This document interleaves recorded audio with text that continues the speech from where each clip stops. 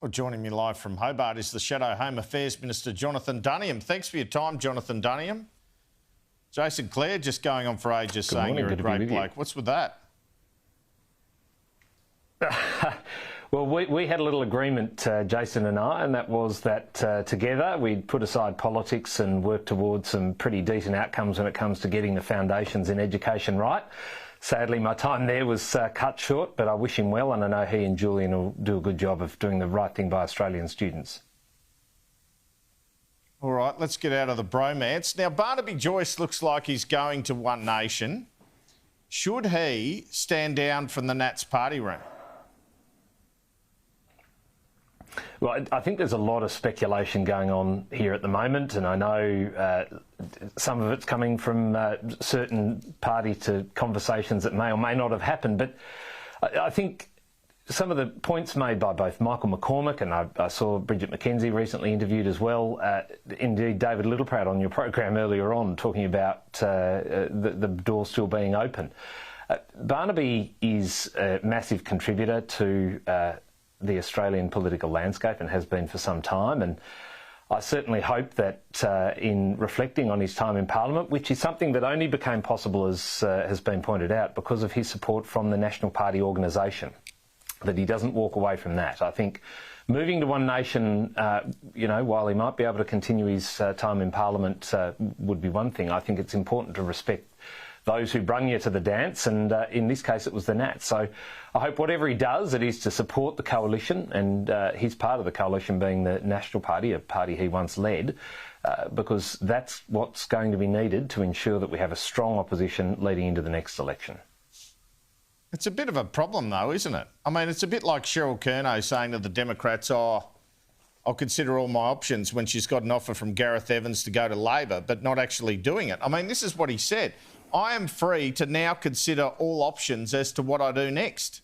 So do you feel comfortable with someone who basically flirts with going to another political party in the Parliament, sitting in your coalition party room and hearing all the conversations that go on there? Are you comfortable with that? Well, I'd just say that obviously when speculation of this nature is done so publicly, which is the way it is these days, it takes on a life of its own, and until someone draws a line under something and says, no, that's definitely not happening, it'll continue. But I'd make the point, as I said before, consistent with what I said before, Barnaby's a Nat. He was born into political life as a Nat. And if he sees his time out, it will be as a Nat. I don't think if he had an intention to defect to another party that he should sit as a Nat in Parliament, or at least in the same party room as the National Party. I think that would be unworkable, but I hope that Barnaby, who is the only person who can provide answers on all of these issues, is able to clarify all of that. And in doing so, I hope he's very grateful to those who helped him get to where he is, which is the volunteers, the men and women of the National Party across both Queensland and New South Wales. All right, Parliament sits in about 9 days, 8 days. Do you want to see this sorted out by then? Do you want to see an assurance from Barnaby Joyce to the coalition he's not going to One Nation by then? I think that would be one of many issues I'd love to see talked about for as little time as possible. Again, it's sort of against a backdrop of a range of issues that always occur after an election loss of the proportion that we've suffered. A fair bit of introspection and navel-gazing, and as a number of my colleagues have said, we need to draw a line under that so we can look forward and focus on the people of Australia and get our policy settings right so we can present ourselves as a credible alternative. And this is one of those things I hope that my friend Barnaby is able to draw a line under, along with his Nationals colleagues, so we can all get on with the job that we're asked to do. Well, you're in the navel-gazing Olympics at the moment, aren't you? I mean, you had a speech from James Patterson, an interview by Angus Taylor, what the Liberal Party should be about. And from a journalist or commentator's point of view, your coalition looks like an absolute rabble, to put it frankly. Jacinta Price wouldn't pledge loyalty to the leader, so had to go to the backbench. Andrew Hastie quit the front bench. Now Barnaby looks like, well, he's going. This is a mess, isn't it? Yeah, well, look, it's never pretty after an election loss. I think the tone of some of the contributions that you referenced there have pointed to the need to draw a line under that part of the grieving process. I myself am focused on this portfolio, and something I've said often is a government is only as good as its opposition, and it's time for us now to strap our boots up and just get on with the job of holding this government to account. They've been getting away with some appalling decisions that have been made in a range of portfolios, deviating from promises they took to the last election, copying policies that we took to the last election, and making a mess of things. So, you know, for my part, and I would encourage all of my colleagues to do the same, let's just focus on the job we have at hand. And, you know, we've got 2.5 years or a bit less left to make the case, pull together policies, and actually convince Australians we're the team that will have the best plan for them for a stronger future. So, in short, you'd like your colleagues to shut up about the internals from here on in?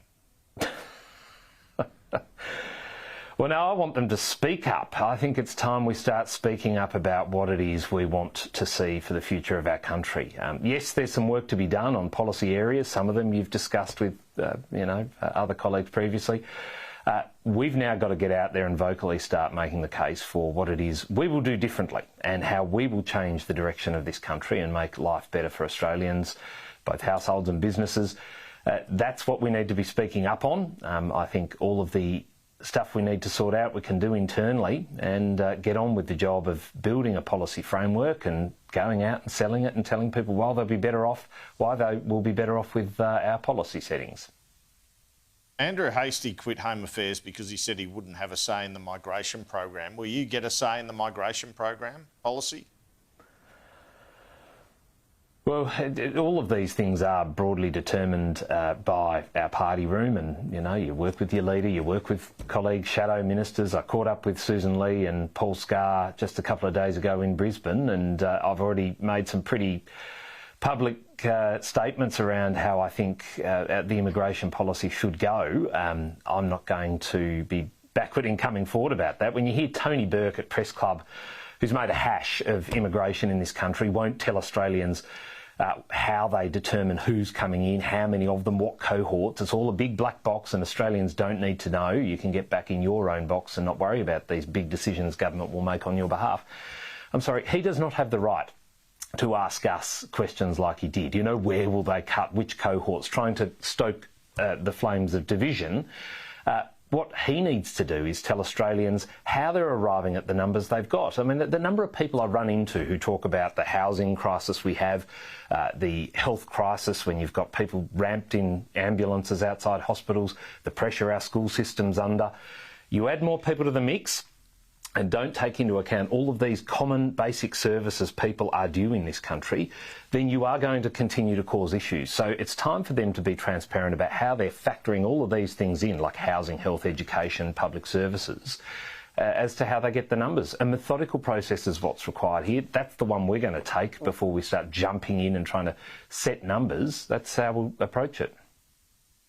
All right, I think you cancelled my next question, which is, what level do you want to see net migration and permanent migration at? Or are you not prepared to say? Should it be 2/3 of what it is now? Half? 3/4? Roughly, what should it be?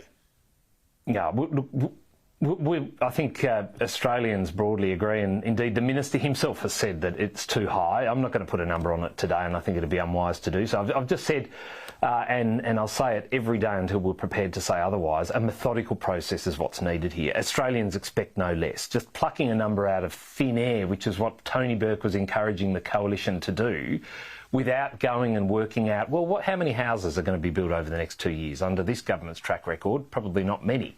How are we going with public hospital beds? Isn't that what you did last time? Access if they're sick? Jonathon Duniam, isn't that what Peter Dutton did? Pluck a number out of thin air? That's effectively what he did, isn't it? Well, look, there were other things that went into it. I was the Shadow Environment Minister last time round. As Shadow Home Affairs Minister now, this is what I'm telling you and your viewers. This is how we'll do it. It will be a methodical approach to this arrangement. It is something Australians are concerned about, and we don't need to inflame concerns around that by being divisive in the way we approach it. That's how Tony Burke's doing it. Clear processes and methodologies around how you determine who comes in and what they're like and where they're going to live. That's what Australians deserve, and that's what we want to give them. some controversy during the week about Tony Berg saying he's settling more Palestinians into the country. What do you make of the government's policy on that? Well, again, it comes down to a lack of transparency around this. I mean, you only have to look at how he handled the ISIS brides issue, and, you know, there were claims that no support was provided. Then a little later on, yes, we've provided the basic support due to them under law. Two very inconsistent answers, I might say. We still don't know what level of support was given beyond the basics required by law. We don't know how much it cost. We don't know into which parts of our country they're going to be resettled. And then when we come to this issue around Gaza, Palestinian visa applicants, the 600 or 700 there are to come in, I mean, there's a process there that they should be going through. Things have changed in their nation of origin, where they're coming from, and that is the peace deal that's been brokered by Donald Trump, something we had no hand in helping as a country, sadly. You know, those things need to be taken into account. They're no longer fleeing war. Yes, there is destruction. They may not have access to food and clean water, but over time they will. So do these people need to come straight away? And indeed, for those who are already here, the 1,900 or thereabouts, nearly 2,000, we need to look at that and help them get back to their country where they belong, where their families are, and look to assist them in doing so as well over the course of time. Should he cancel the visas then?